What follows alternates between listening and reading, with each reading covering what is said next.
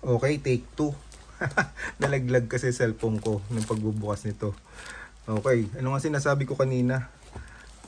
Yun, una, thank you kay Mauro dahil siya nagpadala nito sa akin. Napunta din eh. 21 days post office. Yun yata ho ay dito sa atin sa NCR. Ngayon, ito ho ay project namin ni Jorin. Knife project namin to last August. Okay. Alin na unahin ko? Okay. Teka. At tanggalin ko na ito ng ayos.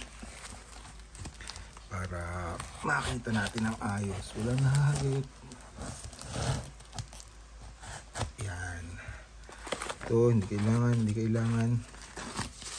Okay. Ano muna to? Ito. Ito muna malaki. Aray, nasundot ako. Ano yun? Oh, matalas. Yun yung round knife. Aray ko. Bukas pala yun.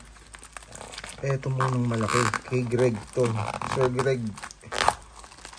Ito po ay kitchen knife. Mabigat pala itong Deva. Deva knife. Japanese knife po ito. From Sir Greg. Nai-imagine ko na kung gaanong magaganap na hasaan dito. Gaano katagal. Okay. Japan po ito. Nako, na ano yung kahoy. Oh wow. Walang kalog. Ito po ang Deva knife. Japanese yan. Ang mahal niyan dito. Wow. Matalas na rin. Ang kapal. Ayos. Ang ganda, Sir Greg. Thank you. Sa wakas, may panggayat na ako sa kusina. Ang ganda. Okay. Saka ko yan aayusin. May kalog ng konti. Okay. Dito naman tayo. Okay. Talim muna natin. Nasundot ako nitong yan. Ito muna pala. Itong parang espasol na to. Alam niyo na kung ano to. Na parang espasol na to. Saan? Ang parang espasol. Oh wow. Iyo, ang ganda. Ang ganda. Mukhang mabigat ah.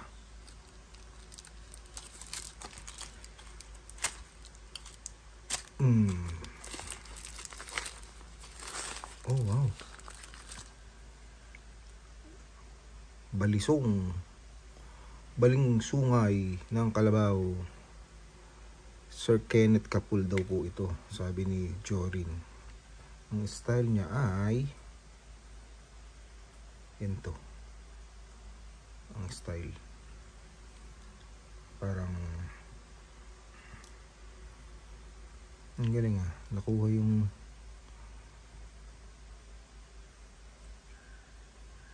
Scandinavian bevel. Ayusin ko rin yan. Thank you. 24 yan. Ayos. Ngayon, ito na. Itong ginawang project namin ni Jorin. Tingnan natin muna to. Ito ay Kiridashi na Olaf design. Wow. Ay, ang galing.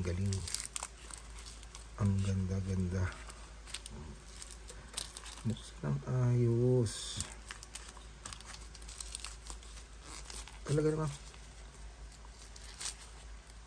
Yun. Oha.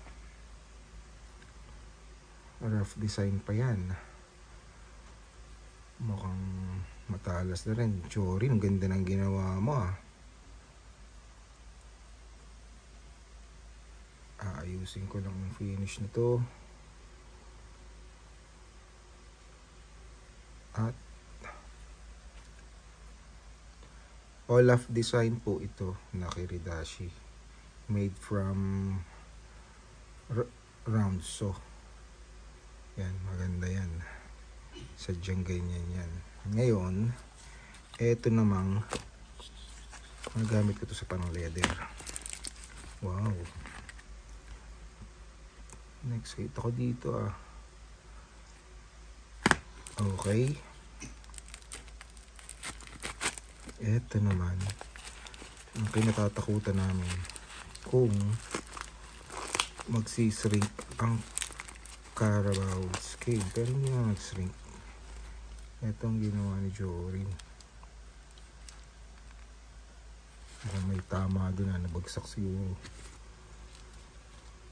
Round knife.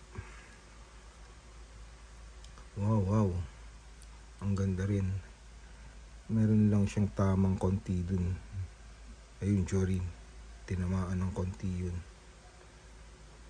pero walang problema yan, maganda pa rin. Ito yung round knife na project namin. Kailangan ko po ito sa leather. Yan, ayusin ko ulit yan. Okay, thank you. 4 na ihahasang kutsilyo. Masaya to. Bye bye. Ayusin natin para makita nyo ng ayos. Yan po, kay Jorin yan. Siya gumawa niyan. Ito kay Sir Kenneth Kapul. Ito naman ang kay Sir Greg, ang pinakamalaki, maggagayat sa kusina. Ang bigat pala ng Devanite. Bye bye.